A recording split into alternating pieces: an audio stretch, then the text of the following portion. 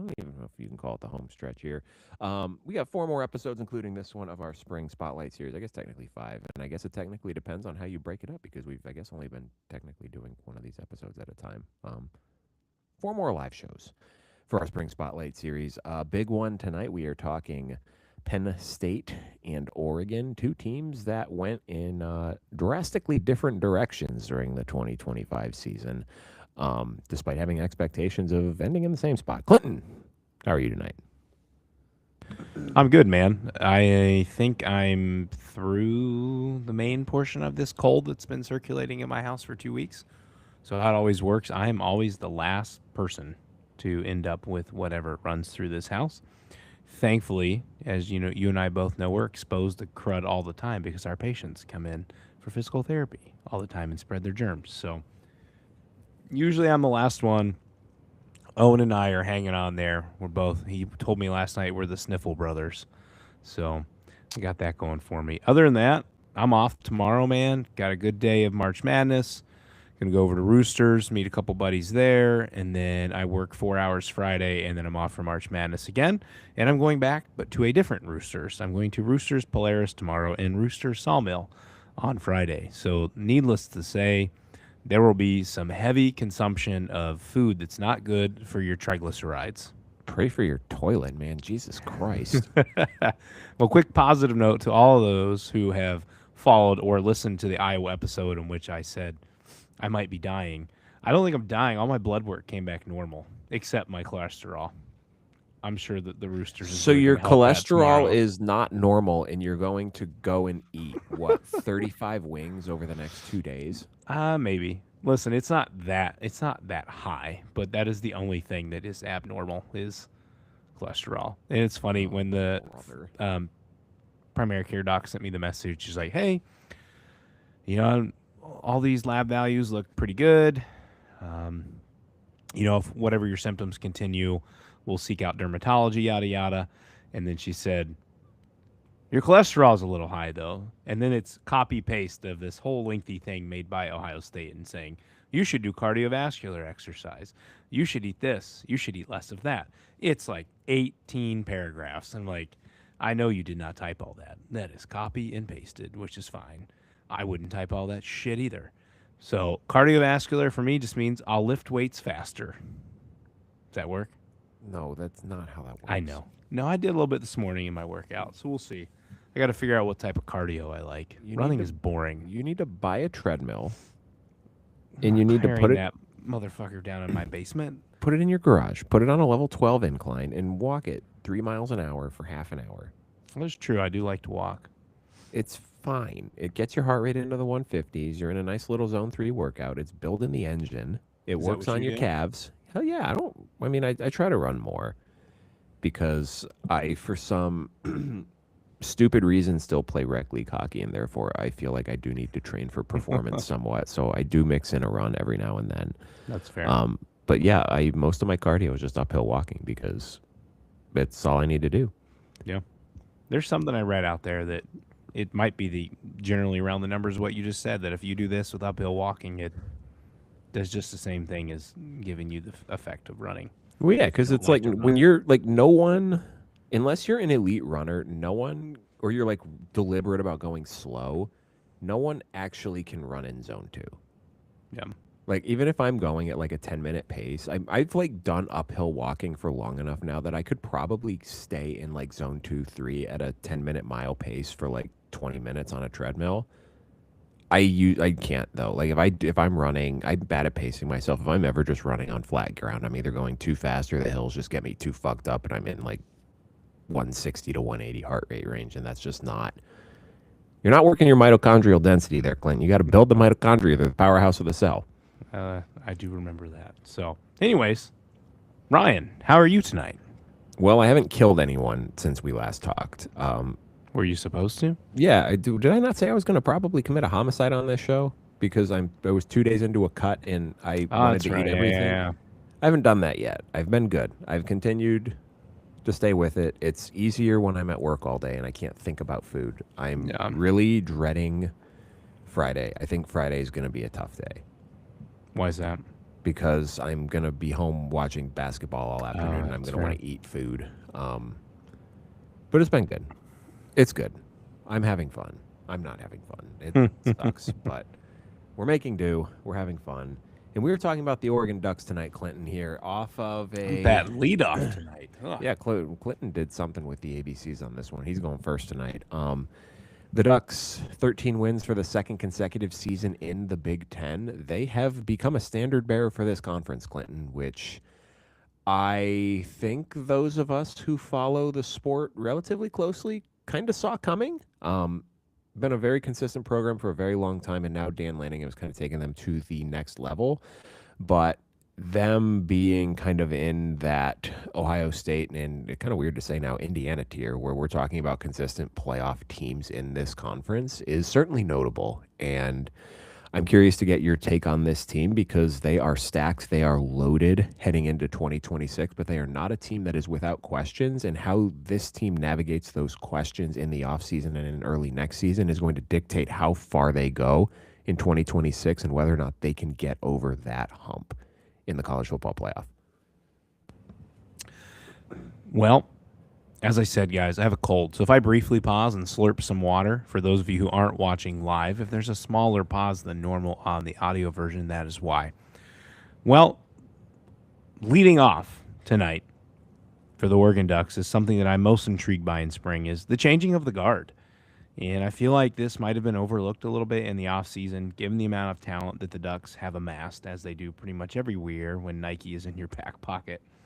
But they said their goodbyes to former offensive coordinator Will Stein, who is now the head coach of Kentucky, and then former defensive coordinator Tosh Lupoi, who's now the head coach at his alma mater, Cal. Drew Mehringer has replaced Stein as the offensive coordinator, and then Chris Hampton has now replaced Lupoi as the defensive coordinator. Let's take a little look back and see what these former coordinators were able to put on the field for the Ducks. Under Stein, who was the Ducks coordinator from 2023, 2024, and 2025, the Ducks offense averaged in 2025 452 yards a game, 437 yards a game in 2024, and then 531 yards a game in 2023. Ryan, do you remember who the quarterback was of the Oregon Ducks for that season? 2023? Yep. Oh, bollocks. Was that Nix? It was the second year of Bo Nix, and they lit that offense up. Now they bring in Mehringer or promote him. They don't bring him in. They promote him up to full-time OC. I guess you would expect a similar production on offense, but do the lofty numbers continue to be produced? It seems if you're looking at a guy who gets his second year, technically third year with Oregon, but second year as a starter, they might be able to replicate something similar to that second year of Nix. If you look at the 1 year with Gabriel, he didn't have the 2 years that Nix got in the system. And then you only had 1 year or more so far, and it was a pretty damn good year. Got you to a playoff semifinal. Moore has opted to stay for his third season, second as a starter. So I think Oregon's offense maybe will skip a beat here and there, but you may not notice it because they're going to be so high-powered with the weapons that they have anyways. Then we look at Lupoi's defense. He was DC from 22 to 25. Starting in 2022, 381 yards a game, 318 yards a game, 315 yards a game, to a staggering low of 273 yards a game last year, Ryan. They were fantastic on the defensive end, and as you alluded to, they bring a lot back, especially on that defensive line. That's going to cause a lot of problems for people in 2025. So now then you have to step in with Hampton and see if he can continue to build upon what Lupoi put out there for the Ducks defense. We know that both guys have come from in-house. The schemes are probably going to look pretty similar. I'm sure each of the new coordinators are going to have their own wrinkle that they're going to sprinkle in to the offense and defense here, kind of make it their own in a way. But in reading about these guys, I wouldn't expect too far off of what the Ducks have been doing with these additions coming through since they've been in the system. A little background on these guys. Mehringer previously served as the co-IC and tight end coach, and then Hampton was co-DC and safeties coach for the Ducks. It really comes down to that continuity is key, and this shows Lanning's trust in his development of coaches. versus going out and making the outside hire. This could also backfire, maybe more so in the eyes of the fans, if they wanted them to swing bigger and get a bigger fish out there. Nike, as we already mentioned, they have a pretty good backing to get what they want. With Nike sitting there and anybody else that supports the program, they could have probably easily went out and gotten their number one DC or number one OC target and would have been perfectly fine with it. But Lanning decided to stay in-house, keep the guys he's been working with, so we'll see if that pays off. Ryan, really my thoughts I wanted from you on these two coordinators is just the overall thought of an outside hire versus promoting from within. Your thoughts on that? It's just such a tough balance to walk, especially at a program like Oregon, because you can get whoever you want, really. Like, how many programs do you think would not lateral, like an OC at a DC, at how many programs do you think would not laterally move to Oregon? Probably like half a dozen tops. Like, you can get anyone in the country that you want. The issue I have with it's not that I have an issue with it, because I agree with the point that, like, look, these guys have been there. They understand the culture. They understand the scheme. They understand what's been run and what's been successful. They can carry that forward. The issue is, especially when you have guys with limited coordinator experience, and, you had the DC at Tulane before, so he's had that kind of coordinating, play calling experience. Mehringer has not been an OC since I think it was 2016 at Rutgers. How's their feel for the game? You don't know how someone is going to be a play caller until they get in there and they're calling plays. So that would be the concern that I have, especially, and you have a more veteran team here, which I think helps with that a little bit. You talk to your guys, you get their understanding of what they like to run in a certain situation, what they felt has been successful for them, and you can kind of bring that into your own game planning. But you don't have that same feel for the game necessarily. You don't know what their feel for the game is going to be. It could be great. It also could be a big question mark and a big stinker. And I look at, like, especially, the promoting from within guys. Like, you look at Illinois with Aaron Henry when Walters went to Purdue as the head coach. Guy's been a great position coach, a guy who was there. He didn't have a good feel for play calling, and he was not a successful defensive coordinator despite being in a lead position coach. So it's one of those things you just don't know how it's going to go. And I do think it's a bit of a risk considering the expectations around Oregon this year, given the roster that they're bringing back. And it just feels like a situation where it's easy to second guess before we've seen anything. And if it doesn't work out, there's going to be a lot of people second guessing it. But if it works out, Dan Lanning deserves a lot of credit for kind of going with his gut and staying internal and building around that culture he's already established. But me personally, on a team with national championship aspirations this year, I don't know if we're quite a natty or bust with Oregon yet. If I were in that position, I would have had a hard time not looking externally to bring in a lot of experience. But I mean, Lanning's a Saban guy, right? And what did Nick Saban have a lot of success doing is promoting from within. And I know eventually you get kind of some of these outside hires, Bill O'Brien, yada, yada, yada. But you know what? It's going to be interesting to see how it plays out for sure. Yeah, and we saw this particularly with Ohio State last year. You were eventually forced at your hand to promote Brian Hartline, and I mean, I would say that went fairly successful, and people can argue that it didn't at the very end. I don't know. We'll never know the true story, I'm sure, behind the scenes. Looking at that Ducks defense, there's a multitude of spots. We could say, let's look at the defensive line, and that's going to be their strength. But why waste time on that when there's not a ton of questions, right? A lot of the Ducks defensive line could have went pro after this year. They decided to come back. Amari Washington, Bear Alexander, Mateo Uiagalelei, to name three of the biggest names. That's going to be a pretty firm staple for them. Where my eyes were on, or where my eyes will be on, is linebacker. And who's going to start? Bryce Boettcher is no longer with the Ducks. He's taken his talents on to the NFL draft, and he leaves a pretty big hole in the defense, Ryan. He led the team with 136 tackles in 2025. But that's a massive amount. Second on the team was Thieneman with 96. Not only did he lead the team in tackles in 2025, but he led them in tackles in 2024 as well with 96. So you're losing a high-end, multi-year starter off that defense at a key position. Just ask me as a Bengals fan, if your linebackers suck, your defense doesn't work very well. So they're losing a big piece there in the middle. And then I was reading on Ducks Wire, it appears that Jerry Mixon has one starting spot lined up for 2026. He was Boettcher's running mate in 2025, along with Teitum Tuioti. Mixon finished 5th on the team with 57 tackles, but he also contributed 2 interceptions. It's a little bit of ball hawking skills there for a middle or for a linebacker. The question will be is who steps into or next to Mixon in the starting lineup. The Ducks have a myriad of talented options, man. They recruit well, they bring the portal options in well, they do a fantastic job. Problem is, the myriad of other options don't really have a ton of experience.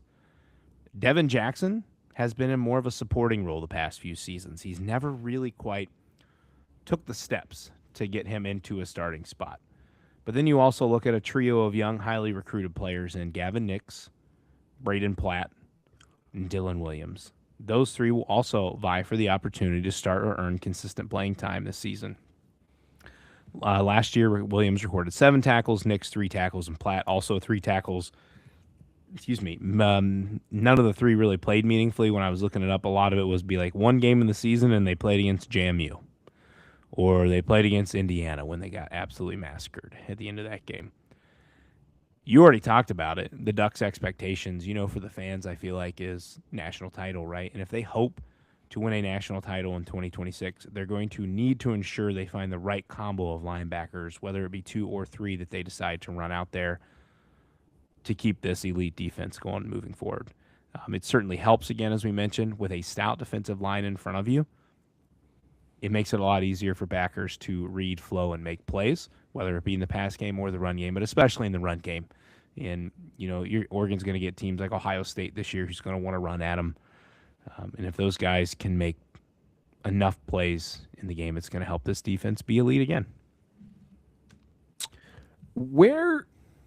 How are you, where are you looking at with Tuioti here? Isn't Tuioti are you gone? considering? No, he's back. Are you considering him more of like a linebacker or more of like an edge?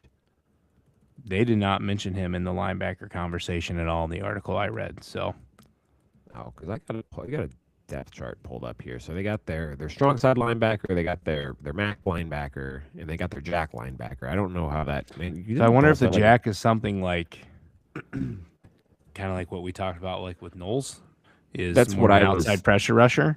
Yeah, because he led the team in sacks last year, right? He had 9.5. Tuioti.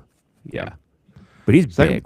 He's not like traditional linebacker. Like he's like Urlacher size. He's like 6'3". He's listed 6'3", 263. That's a large human being. So he's like in space, Sonny Styles type linebacker. He's almost like, are they like, I've seen like in mock drafts like Arvell Reese projected at edge as the next level in the NFL.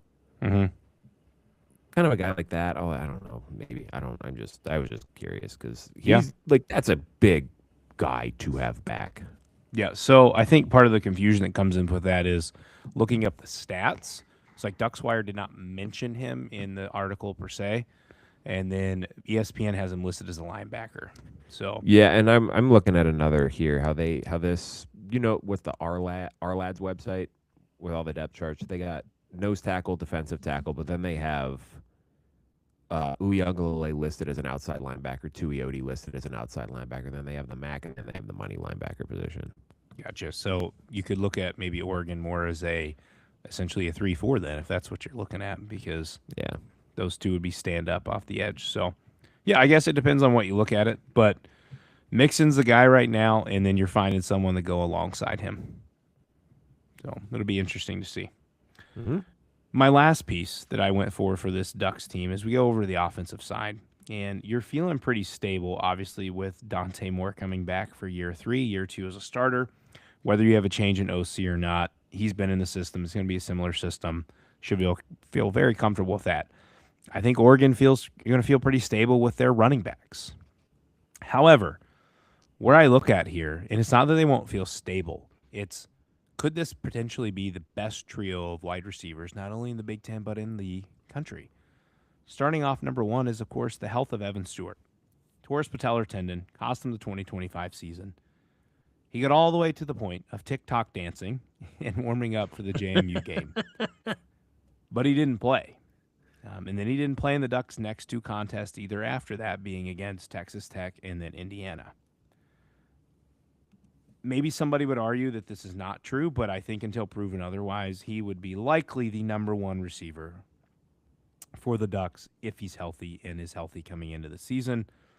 So we're kind of watching spring ball and to see where he is health-wise. How much action does he get out on the field since he hasn't played football in not a year, but quite a long time.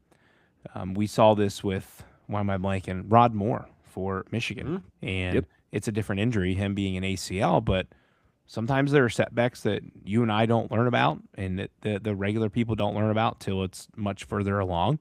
So there could have been something else there with Evan that just didn't feel right that pushed him back even more. And then, obviously fingers crossed that he can get himself back on the field this year. He finished third on the team in 2024 with 613 yards. He was second in receptions with 48, and he tied second with 5 TDs.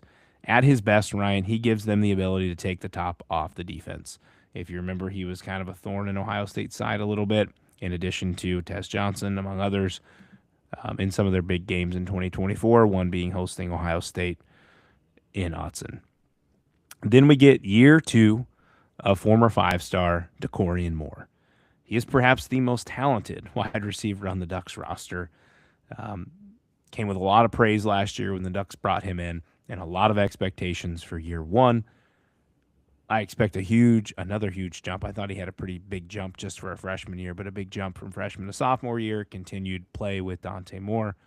Last year he finished 34 receptions, 497 yards, 3 TDs.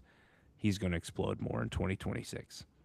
Then you have Jeremiah McClellan, and another guy who kind of came out of nowhere. You and I saw him, I believe it was the Minnesota game with the little toe tap touchdown in the corner. Yep. He's their top returning wide receiver, Ryan, in terms of yardage, posting 557 yards last year and 38 catches with 3 TDs. So not as many TDs, but again, McClellan started to get more work as the year went on. With Kenyon Sadiq being gone now, that's a huge change for them.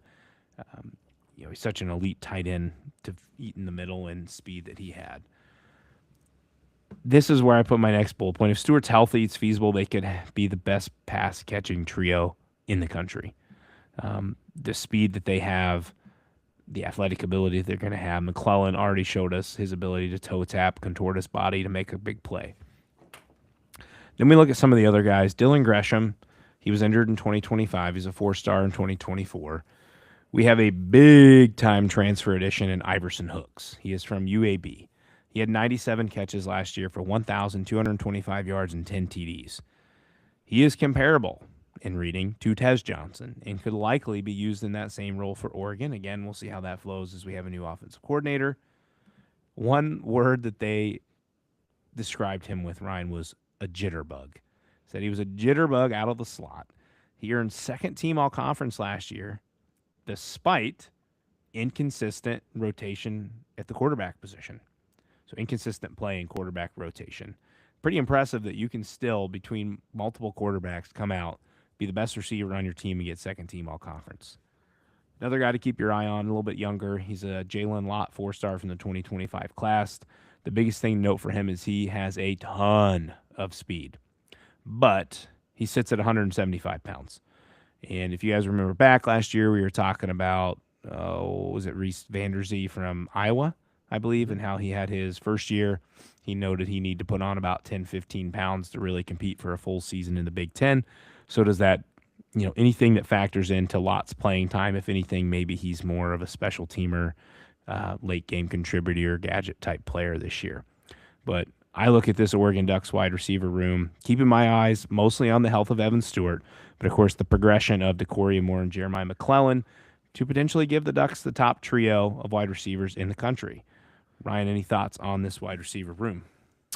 They also get back Gatlin Bear, who I think was a 5-star in the class of 24. He was on a Mormon mission the last 2 years. Yep. He is returning for spring practice, I believe. So that's another big addition. But being out of football for 2 years, that's a lot to come back to, man. For sure. And I think a lot hinges on Evan Stewart's health, right? Like, we've seen what he can do on the football field. But, I mean, they had guys go on to the next level. This is not – I mean, there's talent in the room, but it's not experienced talent, if that makes sense, right? They're going to need someone to step up. outside of those top three. If the top three stay healthy, like that's a damn good group. But I think if you're an Oregon fan, you would feel a little bit better if somebody in kind of that next tier down showed something in spring where you're confident in saying, hey, if we got to spell someone, someone gets nicked up or someone misses a game, that, we can throw in this guy and we're not going to miss a beat. They recruit the position well, though. So I don't know if they're quite on that Ohio State level of we're recruiting 5-stars every year, but man, they're getting pretty dang close with it with the guys that they've brought in the last 3-4 years.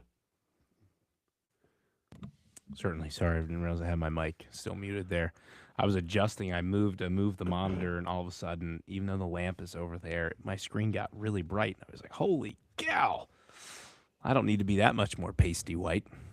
No, it's an exciting season, man. I think, obviously, you guys will get Dale on for you in this fall for our fall previews, or summer for our fall previews, and he'll have a lot of insight for you guys to follow. He does a great job with that. But for me, I'm not a Ducks fan. Despite that wonderful Oregon Nike sweatshirt I now have, I feel like this is boom or bust for the Ducks this year. I think you need to be putting your chips in the middle with everything that you've brought back. You're pushing it in a way that like Michigan did, Ohio State did, and Indiana did. We're not going to talk about Penn State doing the same thing. You're bringing a lot of talent back. You're bringing a multi-year starter at quarterback back who could have been the second pick in this year's draft.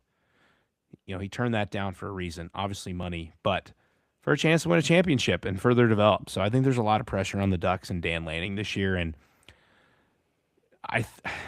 you can't say anything short of a natty, but I think they need to at least be in the national championship. I don't think they need to win the Big Ten championship. They've proven and can do that, but I think they need to be in the national championship this year.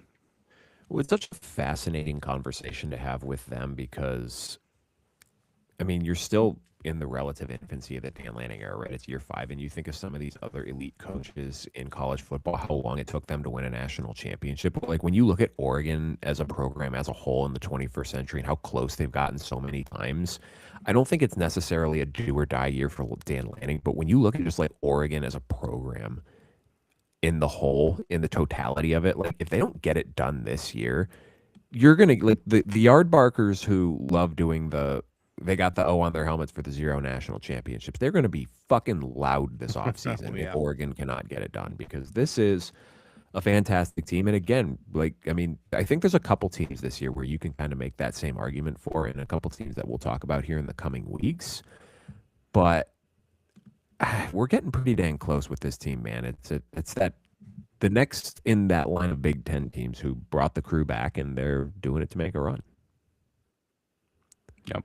Absolutely. Anyway, an exciting season. That Penn State comment was a really good transition to who we are talking about next year, the Penn State Nittany Lions. Can you hear me okay? My upload is going really slow. You've been a little bit choppy, but I have your notes. God forbid you get booted. I can read off your notes. Oh, great. Yeah, it says I'm at 23%. That's really bad, and I don't know what's going on with my internet. I hear you. Occasionally you go, but you're still discernible. I think it's more of your video quality that looks a little bit off. Great. Wonderful. I love this. Looking at Penn State in 2026, coming off of 2025, where they too had national championship or bust aspirations, and boy did they bust, and boy did they bust in a very hard, very supernova type way. James Franklin gets fired midseason. Drew Aller gets hurt midseason. They actually played okay in the last month of the season, but sputter to the finish line, and there is a whole lot of turnover on this roster in 2026, and that is the first thing I am looking for. There is a lot new and a lot that has gone out the door. Penn State could be looking at least on the defensive side of the ball, Clinton, some depth chart projections that I've seen for them. They could have upwards of 13 transfer players in their 2 deep on defense heading into fall camp. Could be upwards of 6 transfer starters on the offense, and a lot of these guys are following Matt Campbell from Iowa State. You have the quarterback position, Rocco Beck; running back, Carson Hansen; wide receivers, Chase Sowell, Brett S. Kilden, Karan Brookins, Zay Robinson; tight ends, Ben Brommer and Gabe Burkle; offensive lineman, Trevor Burr, Cool II, Will Tompkins, I'm not even going to pronounce this correctly, Ika Kalu. I think I got that. Defensive lineman, Ikenna Ezigo. Linebackers, Caleb Bacon, Kale Brazina, Cooper Ebel. Safeties, Marcus Neal Jr., Jeremiah Cooper, Jamison Patton. All guys coming just from Hold on, Iowa guys. Let's State. pause there. I don't know if you can hear my hand clap, guys. Let's give Ryan a round of applause for doing his best with 55 different names there with all different backgrounds. Listen, I probably should have recited those in front of a mirror 5 times. There's a couple tongue twisters in there. Now, a lot of those offensive line guys and wide receiver guys, I think are more so depth pieces than guys who are projected to be frontline starters. I've seen, at least on the offensive line, like Burr's really the only one on the offensive line expected to compete for a starting job. They have some returning talent at that position. They also got Texas State transfer Trevor Riker, who could slot in at center. I've seen S. Kilden and Sowell looking like they could be projected to start at the Z and X positions respectively, with returner Kobe Howard at the Y position. Running back, I'm not sure how that's going to shake out between Carson Hansen and James Peoples, whether it's a 1 versus 2 or 1A, 1B. But again, 2 new players at those positions.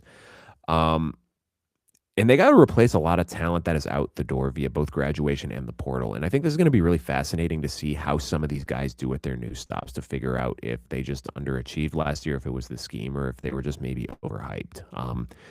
Defensive lineman Zariah Fisher's at USC. A lot of guys followed Jim Knowles to Tennessee. You got defensive end Chaz Coleman, defensive lineman Xavier Killiam, linebacker Amari Campbell, safety Dwan Lane are all at Tennessee. Cornerback A.J. Harris is at Indiana. Elliott Washington, the second cornerback, at Clemson. Safety King Max at NC State. All key contributors from last year's guy who are out the door.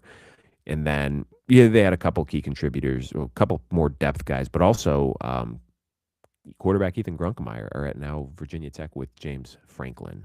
5 of their 6 leading tacklers from last year are all gone. That would be Campbell, Zaki Wheatley, Dom DeLuca, King Mack, and denied Dennis Sutton. The 3 guys who were not previously mentioned are off to the NFL. And of guys who had more than 1 sack a year ago, Clint, for the Nittany Lions, only Tony Rojas and Yvonne Kemajau returned. Rojas had 2 before a season-ending injury, while Kemajau had 1.5. The thing I'm looking at here with this is we've seen massive roster turnovers work in the not-too-distant past at different programs, but when you're looking at kind of the net in versus the net out, is Penn State better overall from a roster standpoint in 2025 or 2026 than they were compared to 2025? I don't know the answer to that question. Do you have burning thoughts on that? I mean, they're Iowa State 2.0 almost. Yeah. I think what gives me pause, Iowa State was a solid team last year. I don't think they reached what they wanted to be compared to 2 years ago when they were in the Big 12 championship and then vying for a playoff spot. But they got talent that Penn State is bringing in, and Matt Campbell's a really good coach. I think that much turnover does give me pause, but what helps give me a little less pause about it is when I look at the schedule. And when it's Marshall, at Temple, and Buffalo for your first 3 weeks, then you're going to get Wisconsin at Northwestern.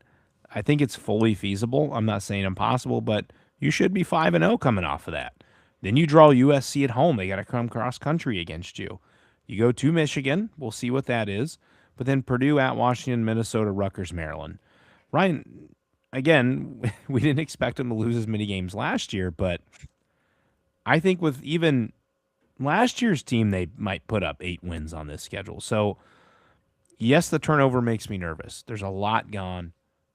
James Franklin, for whatever people want to give him flack or give him praise, he did a great job at Penn State. He got him to the playoffs, semifinal, essentially one drive away from a national championship appearance. It's a big change, but I think the schedule helps. That's kind of where I'm at.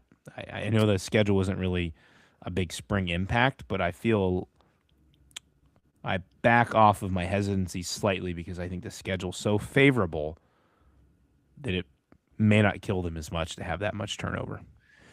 Now, the key to this, really this whole operation, I think, in 2026 is going to be Rocco Becht at the quarterback position. And the more that I kind of dug into him, I think the more apprehensive I am about how this is going to work. And the question I have here is he a tractor or is he a trailer? Is he a play driver or is he a guy who's just along for the ride? He's a 3-year starting quarterback, right? He's played 3 years under Matt Campbell at Iowa State. And last year, Clinton, he did not take a step forward and arguably had his worst season of the three. He had career lows in yards, 2,548 yards, career low in touchdown passes, 16, career low in passer rating, career low in yards per attempt, and he matched 2024's 9 interceptions with 117 fewer pass attempts. He also ran for 200 fewer yards. Now, look, they lost a lot from their wide receiver room. Jalen Noel and Jaden Higgins were both 80-catch, 1,100 yards, and 8-9 touchdown guys in 2024 before they moved on to the NFL. So there's explainable variance in that drop in performance. The question, the concern I have with that is that receiver room he had in 2025 with that Iowa State offense that underachieved is more or less following him to Penn State. Chase Sowell, Eskildon, Hansen, Brahmer, Burkle were 5 of their 6 leading receivers last year, and their only other leading receiver who didn't come with him, Xavier Townsend, I think is off to Purdue, maybe. So you're going to need either one of these guys who did not step up in the Big 12 last year to find another gear against better, more physical defenses in the Big 10, or you're going to need a guy who is already on the Penn State roster who has not flashed yet to take a big step up. Is Kobe Howard good enough to be that guy? What about tight end Andrew Rappelia? Can he be the, I don't want to say Tyler Warren-esque, but can he give you another element in the pass game?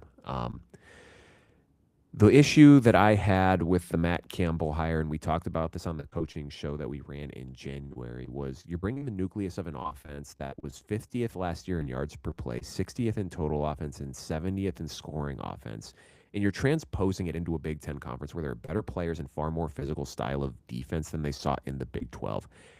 How are they going to be able to adapt to that? How is Rocco Beck going to be able to adapt to that? Is the personnel that he brought with him good enough to come in and be a problem for opposing offenses? If someone steps up at the wide receiver position and gives them what they got from Noel and Higgins in 2024, then hell yeah, I can absolutely see it. But until we see it in spring, until we see it in game action, I don't know that the guy is on the roster yet. And if they don't have that guy on the roster, I don't know if with what we've seen from Rocco Becht in 3 years, I don't know that he's good enough by himself to carry an offense unless he has a game breaker at wide receiver. So maybe it's the running game taking a step up. Maybe they get him a little bit more involved as a rusher to, take by some more lanes for the passing game. I don't know what that looks like, but it's a marriage that we've seen worked between Matt Campbell and Rocco Becht in the past, but we're, 18 months removed from that now. So this is one that I'm going to be interested to watch because I think there's a lot of boomer bust potential with this Penn State offense. And then just back to the schedule for my point is Marshall, Temple, Buffalo, great three-game runway to get himself established at Penn State for Beck. Now, if he goes out, shows out, and balls out, does that give you some false hope or some false truth essentially about when he gets into the Big Ten schedule? We'll see what happens, but I'm intrigued. I would call him a somewhat successful pairing. Let's see what he can do in the Big Ten with the big boys. You look at his game log from last year. His worst games were, Arizona State, not a fantastic team last year. TCU, he was awful against TCU. Yeah. TCU was not great last year. He did not have a very good game against Oklahoma State either. They were dreadful last year. He wasn't good. He wasn't really good against Iowa. He struggled a little bit, and I get they still beat Kansas State, and that was a rainy game. But he struggled in that game. I don't know, man. I think I can give him a little bit of benefit of the doubt for the Kansas State game being week 0 in Dublin. It was rain. With rain. It was a lot of rain. And wasn't his family member fighting, or was that somebody else's family? No, that was Avery Johnson. That was Avery Johnson. Yeah. Kind of got to rekindle. Did you look at any of his stats from 2024, though? He was really good. Yeah. But again, he had 2 NFL wide receivers. I don't know if Penn State has an NFL wide receiver on their team. Ryan, come on now. Penn State NFL wide receiver don't even go hand in hand anymore, man. Not the last couple of years. They have a very rich tradition of fantastic NFL receivers. That has not been the case. And that's my entire point with Rocco Beck with this. Is he a tractor or is he a trailer?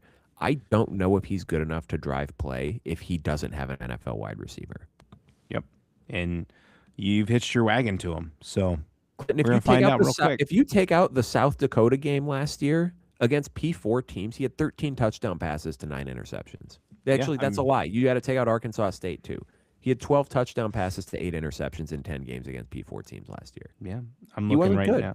Looking right now at the BYU game, 311 yards, 1 TD, but guess what? He threw 3 picks. Yeah, and you know what? BYU was a really good team. Yep. But you know what? You're going to see a lot. Well, they maybe Penn State schedule's not going to see a lot of that in 2026, but there will be pieces. At Michigan will be tough. It will be a tough game. That won't be easy. Wisconsin will be better. That should still be a good defense. Yep. You will see an uptick in defensive difficulty. USC, we'll see what they are. I know they lost Stanton Lynn, which you're going to get to here shortly. What an unintentional perfect segue for that. Yes. Danton Lynn returns home after a couple of years at USC, and this is kind of a weird place to be for this defense now, right? Their third defensive coordinator in 3 years. They were fine last year, but I don't know that Jim Knowles was necessarily the best fit. Kind of weird, though, that 4 guys followed him to Tennessee, so maybe they did like him. I don't know. Super weird. What needs to change, though, for Penn State in 2026, where, you know, they were fine last year overall. I think they underachieved relative to expectations, which I guess that's a separate conversation that we don't need to rehash today. But they did not do a good job last year in affecting opposing offenses and taking the ball away, Clinton. They forced 13 turnovers last year. 13 turnovers in 13 games. This is after having 26 the year before. They had 20 interceptions in 2024. They had 6 last year. Or 7. I can't remember what it was off the top of my head. 13 turnovers in 13 games, Clinton. That is bad. That is horrible. You're not helping out your offense, which was struggling, if you're not taking the ball away. They did fine enough job of getting it. They had 32 sacks, fine enough job getting after the quarterback. But again, with what we expected from this defense, not good enough. And a lot of that production is out the door, either via the portal or heading to the NFL draft. With Danton Lynn at USC, they only forced 18 turnovers last year. They had 31 sacks. They were 64th in yards per play, 49th in total D, and 51st in scoring D. They're not great numbers overall, but when you consider he took over a fucking train wreck at USC, that is a minor miracle. Minor miracle where he was able to get that defense at. And he showed a proclivity to be a good DC at UCLA. Yep. He's a guy who is, again, he's had success in the past. And I think he did as good as you can coaching a Lincoln Riley defense. I don't think that's a Danton Lynn problem. That is a Lincoln Riley problem. They get Tony Rojas back from injury. That is going to be a key player for the defense at linebacker. Nickel Zion Tracy and cornerback Davian Collins return. We mentioned Cooper and Neal. They both played a lot of football at Iowa State. They should be starters at safety. This should be a good secondary. That's a good nucleus to build on. I do think they're going to need somebody to step up on the D-line again with Denai Dennis Sutton out the door, plus the guys they lost in the portal. There's going to be some holes there that they will need to plug. The concern that I have, they didn't bring a ton of guys on defense from Iowa State. I think linebacker Caleb Bacon and then the 2 safeties were really the 3 guys that I saw projected to start on defense for them. But how do they transition from that 3-3-5 to what Dan Lynn is going to want to run? I'm curious to see what that transition looks like, and I'm curious to see what Danton Lynn can do now back with a head coach who is willing to prioritize the defensive side of the football.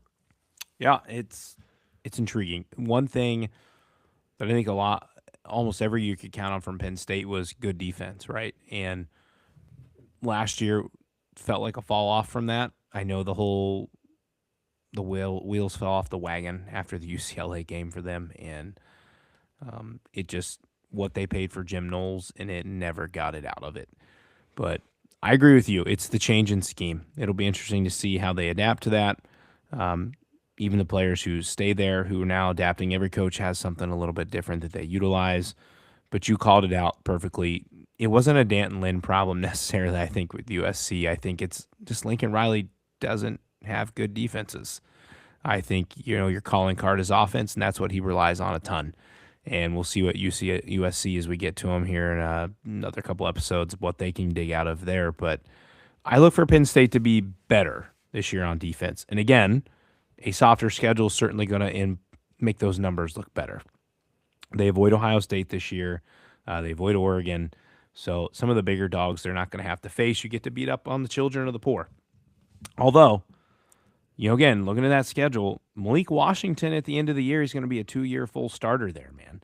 He's going to have a lot of reps under his belt. Drake Lindsey's also going to have 2 years under his belt. Damon Williams is going to have Bryce Underwood. Yeah, listen, I mean, it's not like you look at the compilation of games and you see, well, there's no Ohio State, there's no Indiana, there's no Oregon, and you think, okay, that's not too bad, but Wisconsin should be better. You get them at home, that's fine. Northwestern beat them in their own place last year, and they should be better this year. You are at Northwestern. In the new stadium.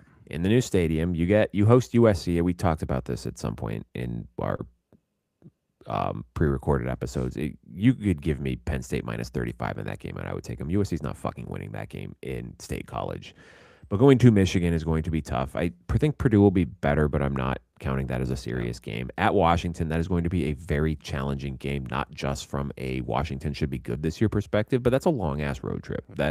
In a raucous environment. What we have seen in this conference over the last 2 years is teams making that long of a road trip generally do not fare well. You get Minnesota at home, which helps, but that should still be a stout defense. And again, we talked about them last week, could be the best duo of pass rushers in the Big Ten. That is going to be a challenge for this Penn State offense.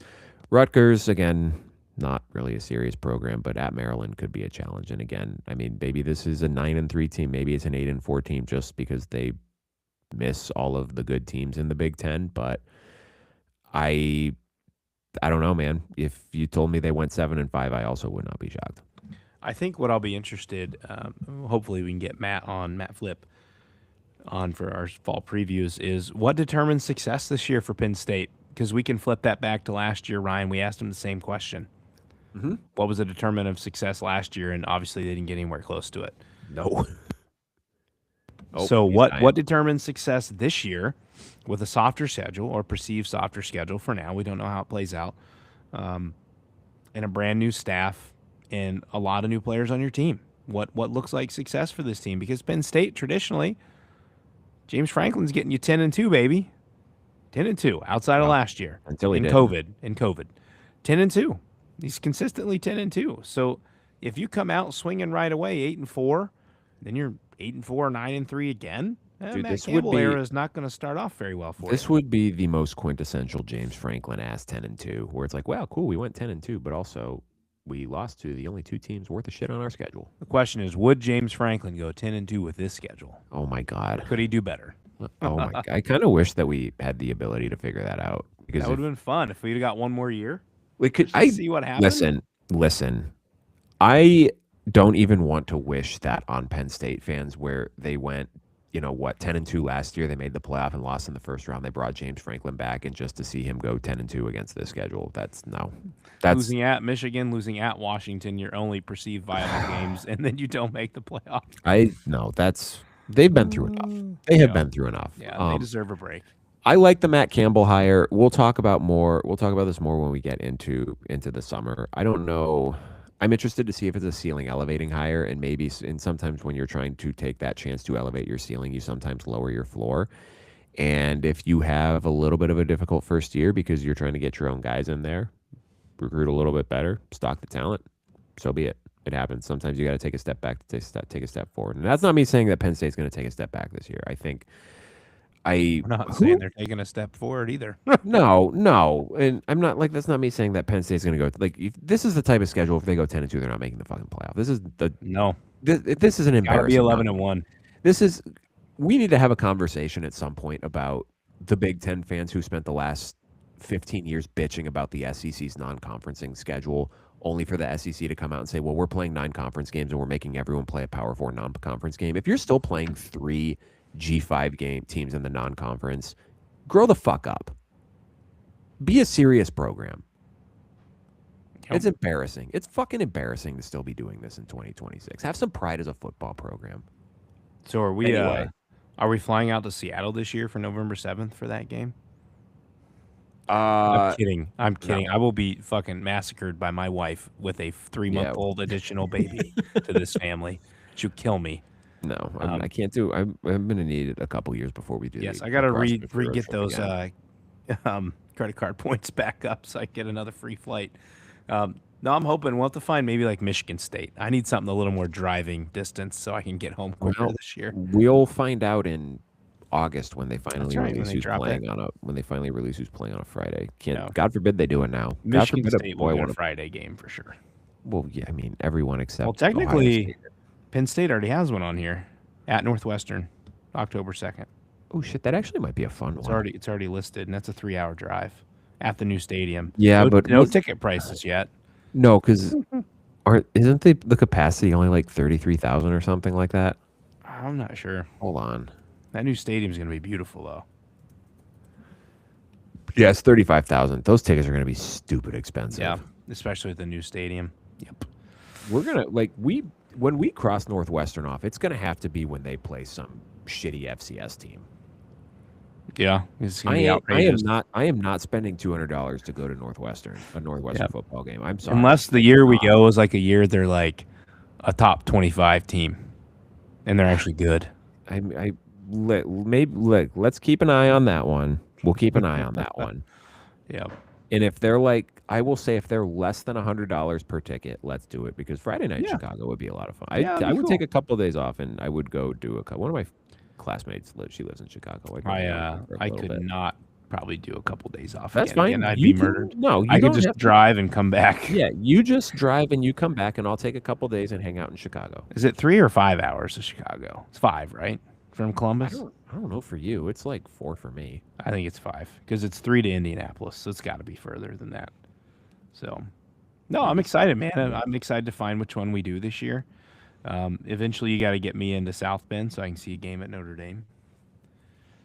Well, that's going to have to be a Saturday game because they're never getting a Friday game. That's a very easy, feasible drive to get there and back for me too. So, but anyways, what do we got left? Who we got left? We got a banger next time. Purdue and Rutgers. Yeah, we're going from top to the bottom of the Big Ten. Listen, I'm mad you gave me. I'd do Purdue. Rutgers. This is going to be fun to talk about. There's going to be a lot of I'm not hating on Purdue. Ethan Kaliakmanis is gone. Yeah. New leaf. Turn it over. Anyway. We got USC, UCLA, perfect for the rivalry, and then the W's, Wisconsin, Washington. So let me look at my hockey schedule here real quick. So we talk about how this is going to break down. So we'll be good for. I'll be good for Monday next week. We don't play Monday next week. So we go Monday, Thursday next week. The following week was when I have my Monday game. Mm-hmm. So I guess we'll do Thursday for the last duo there.